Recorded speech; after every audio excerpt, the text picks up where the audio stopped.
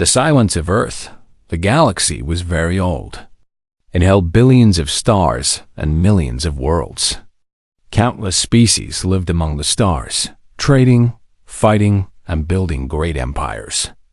They formed something called the Galactic Concord, a union of all intelligent races. The Concord kept peace.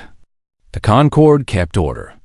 And the Concord kept records of every species that ever lived in those records, buried deep in ancient files that nobody read anymore. There was information about a species called humans. They came from a small blue planet called Earth, circling an ordinary yellow star. The record said humans were strange creatures. They were soft and weak compared to other species. They lived short lives. They needed air and water and food. They should have been nothing special, but the old records also carried warnings. Humans were dangerous, they said, not because of their bodies, but because of their minds. Humans never gave up. They fought when they should have surrendered. They survived when they should have died. They created things that should have been impossible. They loved and hated with equal fire. They were unpredictable. 3,000 years ago, humanity went silent. No more messages came from Earth. No more ships flew from their system. Scout vessels sent to investigate found nothing. The cities were empty. The oceans were still. It was like every human had simply vanished in a single night. The galaxy called this event the Great Silence. Nobody knew what happened. Some said humans destroyed themselves in a great war. Some said a plague killed them all. Some said they angered the wrong species and paid the price. Whatever the truth, the result was the same. Humanity was gone. At first, some species mourned. Humans had been good trading partners. They made interesting art. Their music was beautiful in a wild, emotional way. But time passed and memories faded. New generations were born who never met a human. Earth became just another dead world. Humans became just another extinct species. The Concord removed humanity from active records. Young species learned about them only in history classes, if they learned about them at all. Teachers described humans as a lesson about what happens when a species grows too fast and burns too bright. They were a warning, nothing more. 3,000 years is a very long time. The galaxy changed. Old empires fell and new ones rose. The Voldari, a race of tall reptilian warriors, became the strongest military power. The Phoenix, small furry traders, controlled most commerce. The crystalline minds, beings of living stone, kept the ancient knowledge. None of them thought about humans anymore. Then, on an ordinary day in an ordinary year, something impossible happened. A sensor station floated at the edge of Concord space. It was a small station, staffed by only 3 workers. Their job was boring. They watched screens and recorded data about passing ships. Nothing exciting ever happened there. The station commander was a phoenix named Tilly.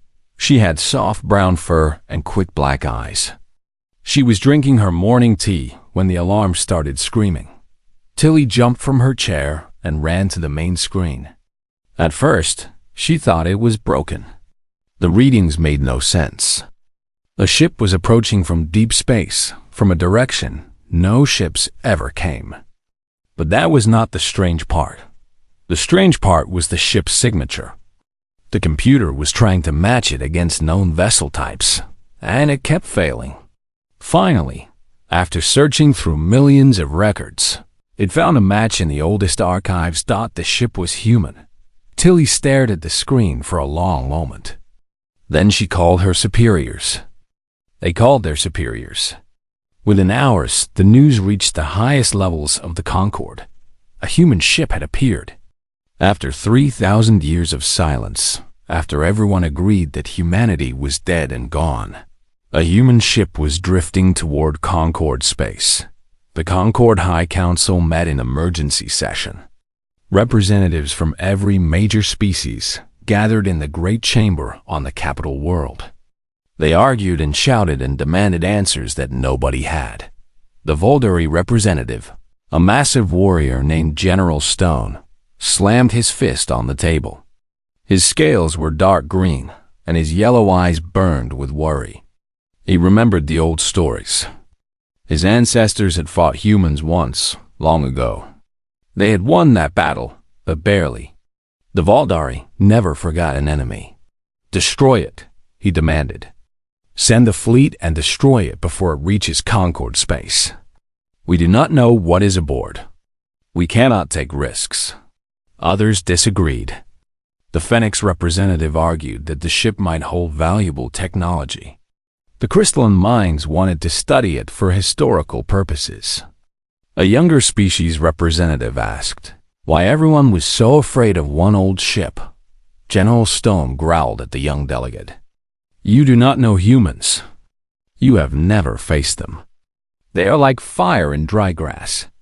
You think you have put them out, but one spark remains, and suddenly everything is burning again." The council debated for 3 days. In the end, they reached a compromise. They would not destroy the ship. Instead, they would send a team to investigate. If the ship was empty, they would tow it to a museum. If something dangerous was aboard, they would deal with it. Ambassador Kevin Park was chosen to lead the mission. He was a senior diplomat, experienced in first contact situations. He belonged to a species called the Serani, tall and thin with pale blue skin and calm silver eyes. Kevin had studied human history as a young scholar. He was one of the few living beings who actually knew something about the extinct species. Kevin gathered his team and boarded the fast cruiser. As they traveled toward the mysterious ship, he read through the old human files again. He looked at pictures of their cities, their art, their faces. They looked so fragile, he thought. Soft skin, no claws, no armor. How did they ever survive in such a dangerous universe? The answer, according to the records, was simple. They survived because they refused to die. They survived because giving up was not in their nature. They survived because, when the universe pushed them down, they got back up and pushed harder. Kevin closed the files and looked out at the stars. Somewhere ahead, an ancient ship waited. He did not know what he would find aboard, but deep in his heart, he felt something strange. It took him a moment to recognize the feeling. It was fear. The galaxy had forgotten humans. Perhaps that was a mistake. Perhaps some things should not be forgotten. Perhaps some species, even after 3,000 years of silence, still had something to say. The ship waited in the darkness between stars. Its name was painted on the hull in faded letters that Kevin's translator struggled to read. Evergreen Hope. The name meant nothing to him. But soon, it would mean everything. The awakening to Evergreen Hope was enormous. Ambassador Kevin Park had seen many ships in his long career, but this one was different. It was built for a purpose he could barely understand. It was built to carry an entire population across the stars. Kevin's cruiser matched speed with the ancient vessel. Up close, he could see the damage. The hull was scarred by thousands of tiny impacts, each one a collision with space dust over countless years. The metal was old and tired. Paint had flaked away. Lights flickered weakly in a few windows, like the last breaths of a dying creature. But the ship was not dead. Sensors showed power still flowing through its systems. Something was still working inside. Kevin led his team through an airlock. The door resisted at first, its mechanisms grinding and screaming after millennia of neglect. Finally, it opened, and they stepped into darkness. The air was cold and stale. Kevin's breath made white clouds in front of his face. His team moved carefully, their lights cutting through the shadows. They passed through corridors lined with strange symbols and faded pictures. Kevin recognized some of the images from his studies. Human faces. Human families. Human dreams painted on the walls. One picture showed a green world with blue oceans. Below it, someone had written words in the human language. Kevin's translator worked slowly, processing the ancient text. "Our new home awaits," it said. "Keep faith. Keep hope." The team moved deeper into the ship. They found living quarters, empty and silent. They found a dining hall with tables still set for a meal that was never eaten. They found a garden, dead now, where humans had once grown plants from their homeworld. Then they found the cryogenic chamber. It was a massive room filled with hundreds of pods. Most of them were dark. Their power failed long ago. Kevin looked through the glass of one dark pod and quickly looked away. Some things were better not seen, but not all the pods were dark. At the far end of the chamber, 12 pods still glowed with soft blue light. Their displays showed vital signs: hearts beating, lungs breathing, brains dreaming. 12 humans were still alive. Kevin contacted the Concorde immediately. The council fell into chaos again. Living humans changed everything. These were not artifacts to be studied. These were people. What should they do with them? Wake them? Keep them frozen? The arguments raged. While the politicians debated, Kevin made his own decision. The pods were failing. Their power was running out. In a few days, maybe a few hours, the last 12 humans would die in their sleep. He could not let that happen. Kevin ordered his medical team to begin the awakening process. It was dangerous. The humans had been frozen for thousands of years. Their bodies might not survive the shock, but doing nothing meant certain death. The first pod they opened belonged to a woman. Her file identified her as Lisa Kim, chief engineer. She was 34 years old when she went to sleep. She was still 34 now, while the universe had aged 3 millennia around her. The awakening was slow. Machines pumped warmth into her frozen body. Chemicals flowed through her veins, restarting her heart, forcing her lungs to breathe. For a long moment, nothing happened. Then Lisa's eyes opened. She screamed. Kevin stepped back, his hands raised in peace. Lisa thrashed against the medical restraints, her eyes wild with terror. She did not understand where she was. She did not recognize the creatures around her. All she knew was fear. "Please," Kevin said, his translator converting his words into human language. "You are safe. We are here to help you." Lisa stopped struggling. She stared at Kevin with wide brown eyes. Her voice came out rough and broken, unused for so long. "What are you?" she whispered. "Where's my ship? Where's my crew?" Kevin explained as gently as he could. He told her about the Galactic Concorde. He told her about the time that had passed. He told her that humanity was believed to be extinct. Lisa listened in silence. Her face showed nothing, but Kevin could see her hands shaking. 3,000 years. Everyone she knew on Earth was dead. Her family, her friends, her entire world, all gone while she slept. "The others," she finally said. "The other pods. Are they alive?" 12 of you survived," Kevin answered. "We are waking them now." One by one, the remaining humans opened their eyes. Captain David Lee was the oldest, a military man with gray hair and hard eyes.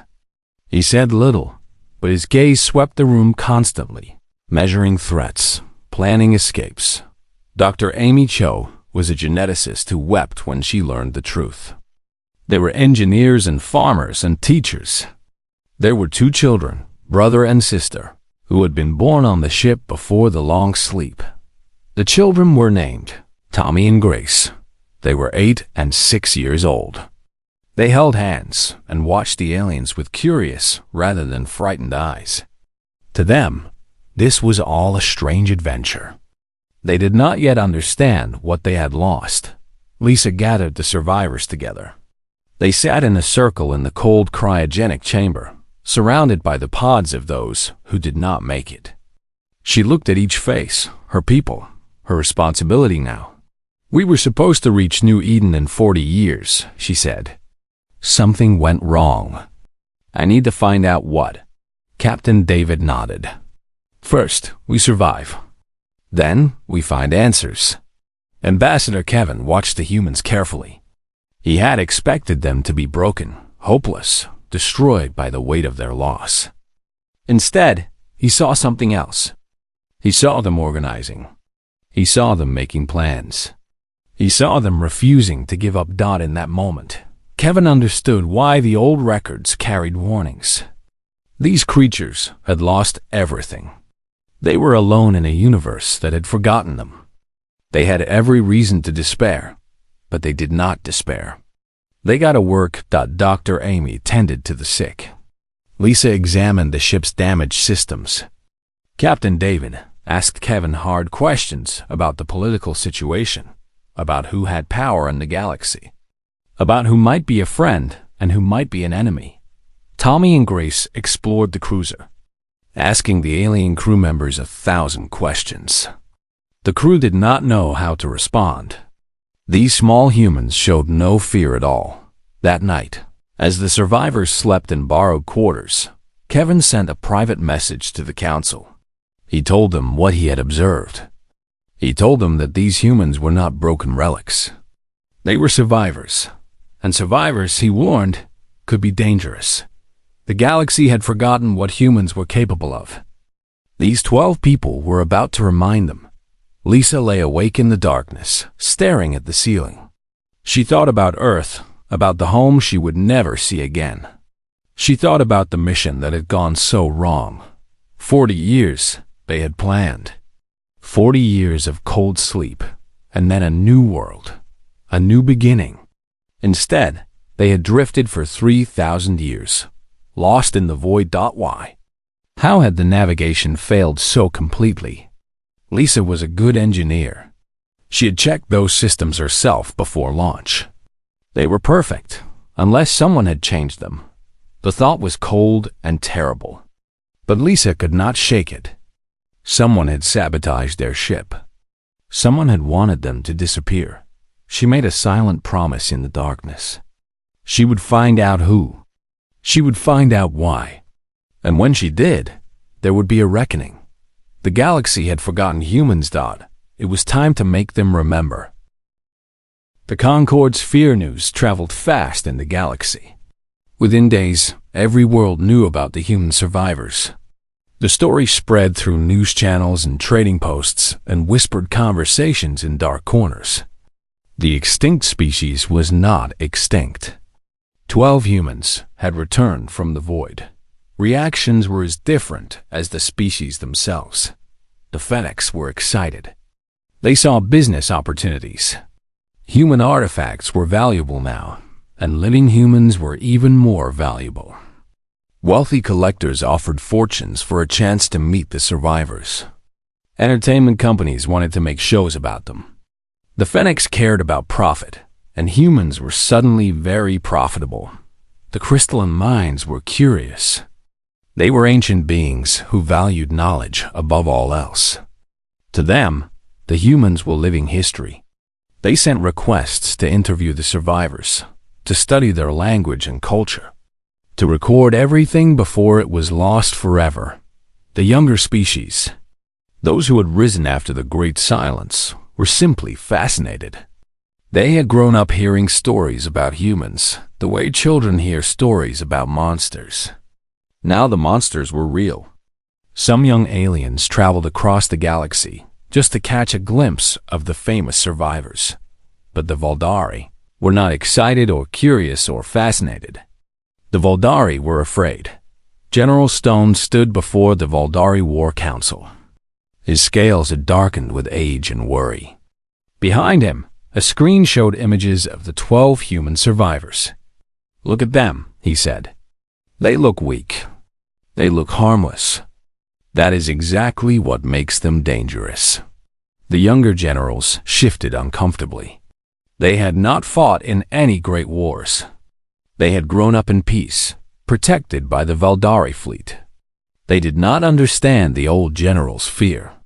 12 survivors, one young officer said. What threat can 12 individuals pose to our empire? We have millions of soldiers.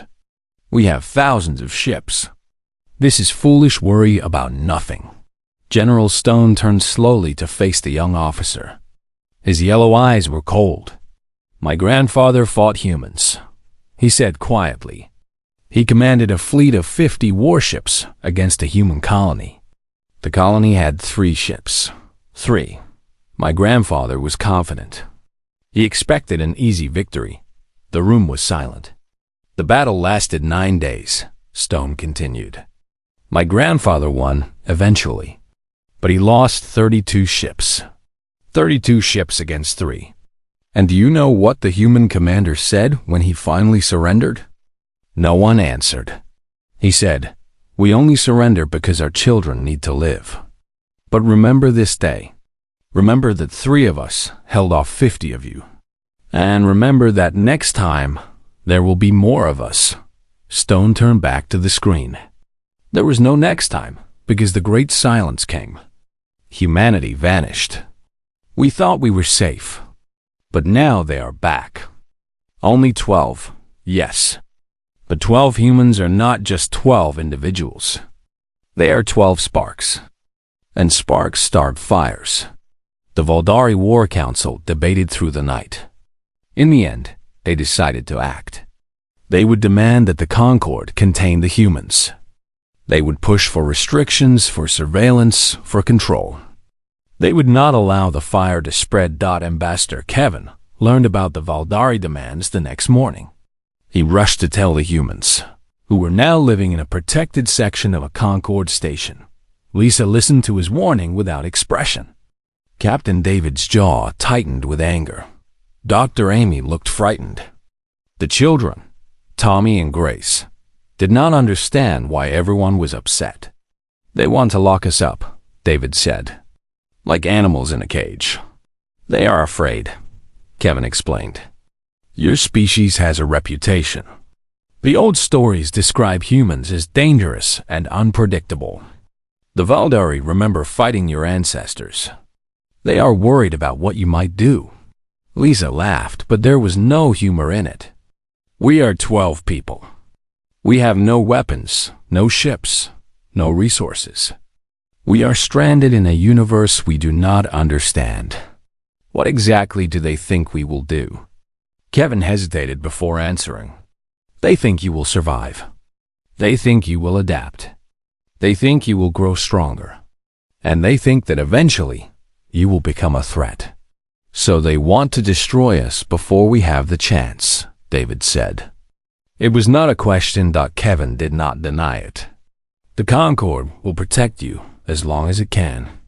But the Valdari have powerful allies. The political situation is complicated.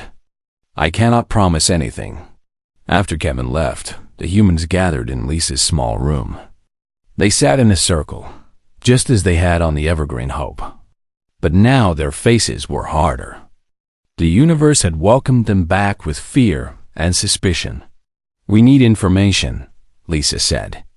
We need to understand what happened.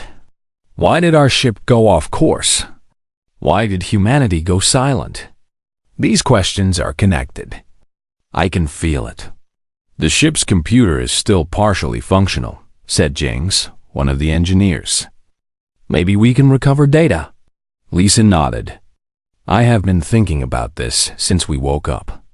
The navigation failure was not an accident. The systems were too well designed. Someone sabotaged us. Someone wanted us to disappear. The room went quiet. The idea that their own people might have betrayed them was almost too terrible to consider. Why would anyone do that? Amy asked. We were colonists. We were trying to build a new home. Why would someone want to stop us? Because of what we were carrying, Lisa said slowly. She had spent many sleepless nights putting the pieces together. Our ship carried genetic samples from every species on Earth. Plants, animals, everything. We carried the complete knowledge of human civilization. We carried the tools to rebuild humanity anywhere in the galaxy. Captain David understood first. His face went pale. We were not just colonists. We were a backup. We were meant to survive if something happened to Earth. Yes, Lisa said. And someone did not want humanity to have a backup. Someone wanted us gone completely. They sabotaged our navigation, so we would drift forever. They made sure we would never reach our destination. But who? James asked. Who had access to our systems? Lisa looked at each face in the circle. That is what we need to find out. And I think the answer might explain the great silence too. What if Earth did not destroy itself? What if someone else destroyed it? The idea hung in the air like poison. Someone had murdered their entire species. Someone had killed billions of people. And that someone might still be out there. Captain David stood up. His whole body was stiff, but his eyes were sharp and dangerous. If that is true, he said, then we are not just survivors. We are witnesses. We are evidence.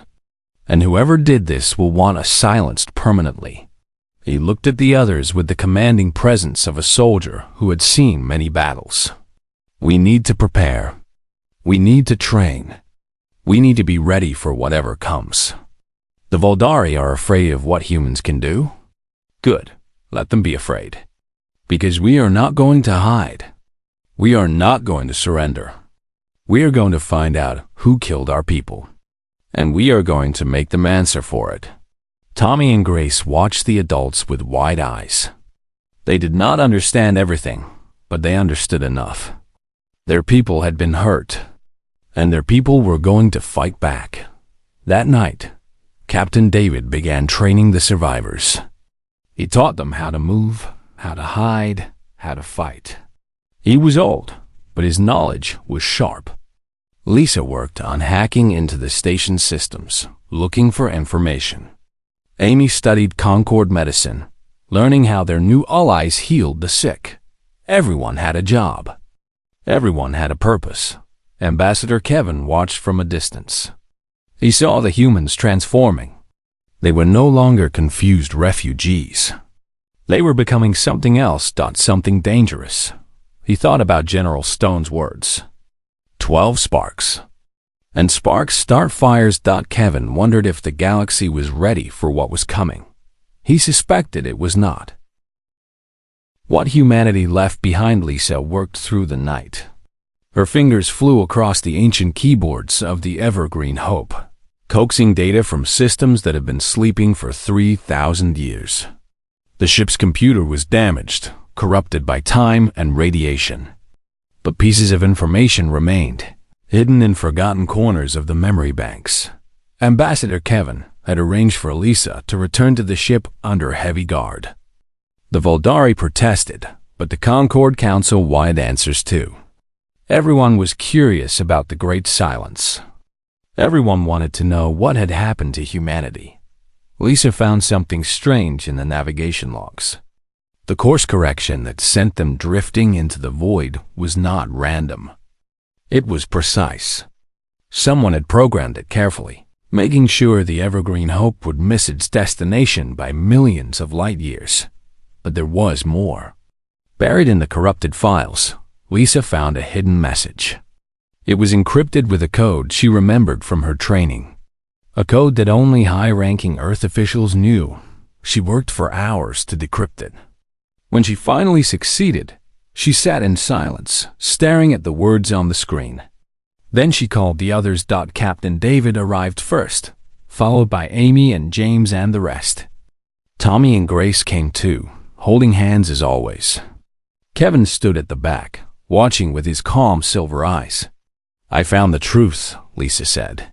Her voice was steady, but her hands trembled slightly. I found out what happened to Earth, and I found out what happened to us. She turned the screen so everyone could see. Before the Great Silence, Earth's leaders discovered something terrible. An alien alliance was planning to destroy humanity. They called themselves the Purifiers. They believed that humans were too dangerous, too aggressive, too unpredictable. They decided that the galaxy would be safer if we were eliminated. The room was dead silent. Earth's leaders tried to negotiate. They tried to surrender. They offered to limit human expansion, to stay in their own system, to never threaten anyone again. The purifiers refused. They did not want human submission. They wanted human extinction. Amy covered her mouth with her hand. James looked sick. Even Captain David seemed shaken. So Earth made a plan, Lisa continued. They could not win a war against the purifiers. They did not have enough ships, enough weapons, enough time. But they could do something else. They could scatter. She brought up a star map. Dozens of lines spread out from Earth's location, reaching into every corner of the galaxy. Colony ships. Hundreds of them. They launched in every direction, into regions of space no one had explored. The Evergreen Hope was one of them. We were not just going to build a new home. We were carrying everything needed to restart human civilization. We were meant to survive. But someone sabotaged our navigation, David said. Someone made sure we would never arrive. Lisa nodded grimly. The purifiers had spies inside Earth's government. They discovered the plan. They could not stop all the ships, but they tried to stop as many as possible. Our ship was one of their targets. Did any ships make it? Amy asked desperately. Did anyone escape? Lisa hesitated. This was the part that changed everything. I found another file. It was transmitted to our ship just before we lost contact with Earth. A final message from the human government. It said that at least 50 colony ships escaped. 50 ships carrying survivors, genetic samples, technology, knowledge. They flew into the unknown, into regions of space where the purifiers would never think to look. The humans stared at each other. They were not the only survivors. Somewhere out there, other humans had been living for 3,000 years. The purifiers destroyed Earth, Lisa said. They killed everyone who stayed behind. Then they spread lies, telling the galaxy that humanity had destroyed itself. They erased us from history. They made sure no one would ever look for survivors. The Voldari, Kevin said quietly. Everyone turned to look at him. The Voldari were part of the Purifier Alliance. I have suspected this for some time. The old records are incomplete, but there are hints. The Voldari rose to power very quickly after the Great Silence. Too quickly. Captain David's eyes burned with cold fury. So the ones who murdered our people are now the ones trying to lock us up. They are afraid we will discover the truth. They are afraid of more than that, Lisa said. She pulled up one more file. Before I lost the connection to Earth's network, I copied something. Emergency beacon codes. Frequencies that humanity used for distress signals. They are very old, but they might still work. She looked at the others. If other humans survived, if they have been out there for 3,000 years, they might still be listening on these frequencies. They might be waiting for a signal. The room exploded with questions. Was it possible?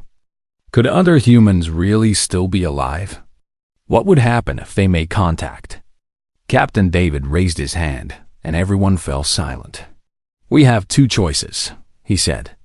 We can stay here, live quietly, and hope the Voldari do not find a reason to eliminate us. Or we can send the signal. We can reach out to our people, wherever they are. We can stop hiding and start fighting. If we send the signal, the Voldari will know, Kevin warned. They will see it as a threat. They might attack immediately. Let them come, David said. There was iron in his voice. I am tired of running. I am tired of hiding. Our people were murdered. Our world was destroyed. The killers have been walking free for 3,000 years.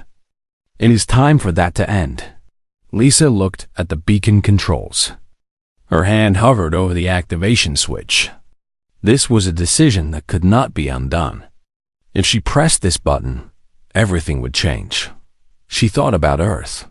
She thought about the billions who died. She thought about the children who would never be born, the songs that would never be sung, the dreams that would never come true. She pressed the button. The signal burst out at the speed of light, carrying across the galaxy on frequencies that had been silent for 3 millennia. It was a simple message, repeating over and over. This is the Evergreen Hope. Human survivors requesting contact. Is anyone out there? Is anyone still listening? They waited. Hours passed. Then days. The Voldari detected the signal and demanded answers. The Concord Council fell into emergency session. Political chaos spread across 100 worlds. The humans waited. On the 3rd day, a response came. It appeared on Lisa's screen, transmitted on the same ancient frequency. The message was short, but it made her heart stop. Evergreen Hope, this is the Human Reclamation Fleet. We have been listening for 3,000 years. We have been waiting. We are coming. Hold your position. Hold your position. Estimated arrival, 12 hours. Lisa read the message 3 times to make sure she understood. Then she turned to the others, her face glowing with something that had been dead inside her since the awakening. Hope. They are coming, she whispered. Our people are coming. Captain David straightened his old shoulders. For the first time since waking up, he smiled. The galaxy forgot about us, he said. They thought we were dead. They thought they had won. They were wrong. Outside the station, space was dark and empty. But somewhere out there, ships were moving. Human ships. Coming to reclaim what had been stolen. Coming home. Tommy looked up at his sister Grace with wide eyes. Are we going to be okay? He asked. Grace squeezed his hand. We are going to be more than okay, she said. We are going to be together. All of us. All of humanity. 12 hours. In 12 hours, the galaxy would learn that humanity was not dead. The purifiers would learn that their crime had not been perfect. The Voldari would learn that some enemies cannot be erased. In 12 hours. Everything would change. The humans waited, and for the first time in 3,000 years, they were not alone. Humanity rises. The Voldari fleet arrived first. General Stone commanded from the bridge of his flagship, the Iron Judgment. 300 warships followed behind him, their weapons powered and ready. He had convinced the Concord Council that this was a security measure, a precaution against unknown threats. But everyone knew the truth. Stone had come to finish what the purifiers started 3,000 years ago. Ambassador Kevin stood on the observation deck of the Concord station, watching the Voldari ships take position.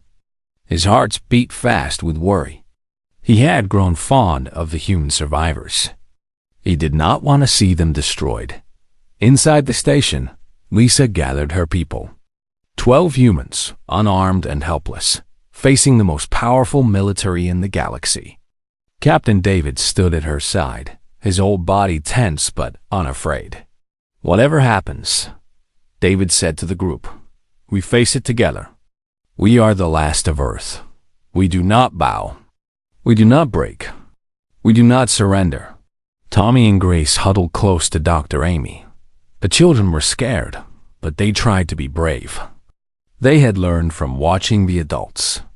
Humans did not give up. General Stone opened a communication channel. His reptilian face filled the screens, yellow eyes burning with old hatred. Human survivors, he said. You have sent an unauthorized signal into space. This is a violation of Concord security protocols. You will surrender immediately and submit to containment. This is not a request. Lisa stepped forward to respond. Her voice was calm and clear. General Stone, we know what your ancestors did. We know about the purifiers. We know you murdered our world and lied about it for 3,000 years. We will not surrender to the creatures who committed genocide against our people." Stone's scales rippled with anger. "You know nothing. You have no proof. And even if you did, it would not matter. The galaxy is better without humanity. Your species was a disease. We were the cure." "Then you admit it," Lisa said. "You admit that the Valdari helped destroy Earth." Stone smiled, showing rows of sharp teeth. "I admit nothing. History is written by the survivors. And in a few moments, there will be no humans left to argue about history." He raised his hand to give the attack order. Then the sensors screamed. Ships. Hundreds of ships. They appeared from empty space, dropping out of faster-than-light travel in a wall of light and fury. They were unlike anything the galaxy had ever seen. Sleek and powerful, bristling with weapons, covered in strange symbols that the Valdari computers could not identify, but the humans recognized them. The symbols were flags. Nations of old Earth, America, China, Russia, Europe, Africa, Asia, all of humanity. United under a single banner, the human reclamation fleet had arrived. General Stone froze, his attack order forgotten. 300 Valdari ships suddenly faced over 500 human warships. And these were not ancient vessels like the Evergreen Hope. These were modern weapons of war, built by a civilization that had spent 3,000 years preparing for this moment. A new face appeared on the communication screens. A human woman with gray hair and steel in her eyes. She wore a uniform covered in medals and insignias. "This is Admiral Jenny Park of the United Earth Remnant," she said. "General Stone, you are surrounded. Your weapons are outmatched. Your fleet is outgunned. You have one chance to stand down. I suggest you take it." Stone's scales had gone pale. He stared at the human admiral with something close to terror. "This is impossible," he whispered. "You were supposed to be extinct. We destroyed you." "You destroyed Earth," Admiral Jenny agreed. "But you did not destroy humanity. We are harder to kill than you thought." On the Concord station, Lisa watched with tears streaming down her face. Other humans, thousands of them, maybe millions, out there in those ships. Her people had survived. Her people had grown strong. Her people had come back. Admiral Jenny continued speaking, her voice broadcast across the entire Concord network. Every world in the galaxy could hear her. 3,000 years ago, an alliance called the Purifiers attempted to exterminate the human species. They destroyed our homeworld. They killed billions of our people. They spread lies, telling the galaxy that we destroyed ourselves. They erased us from history and thought they were safe. She paused, letting her words sink in. They were wrong. Humanity does not die easily. We scattered to the stars. We hid in places no one would look.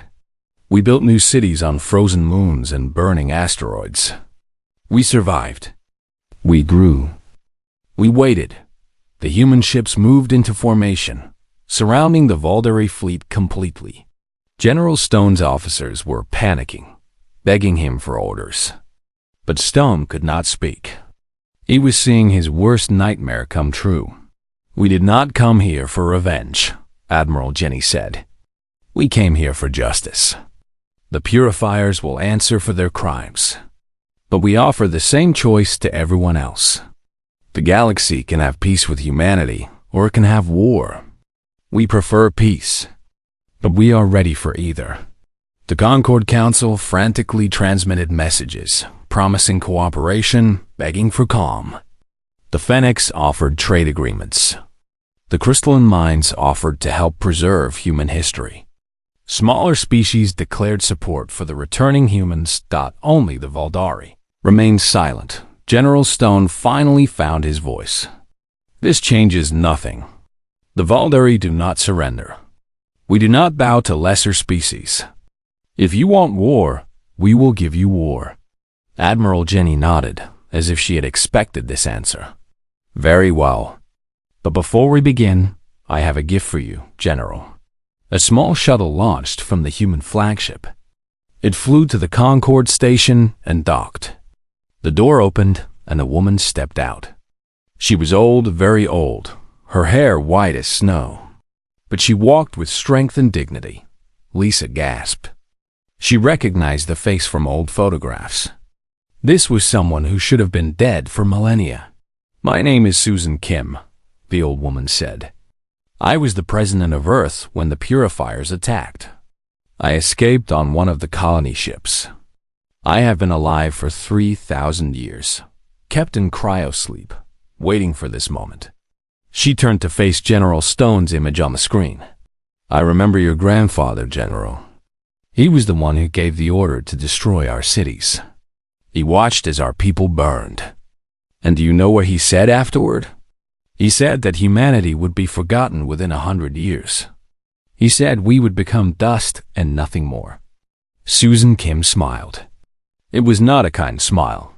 "It has been 3,000 years, General. And we are still here. We remember everything. We remember every life that was taken. We remember every crime that was committed. And now the galaxy will remember too." She turned to the cameras, speaking to every world that was watching. "The truth cannot be erased. Justice cannot be denied forever. Humanity has returned, and we will never let the galaxy forget again." General Stone's fleet stood frozen, unable to attack, unable to retreat.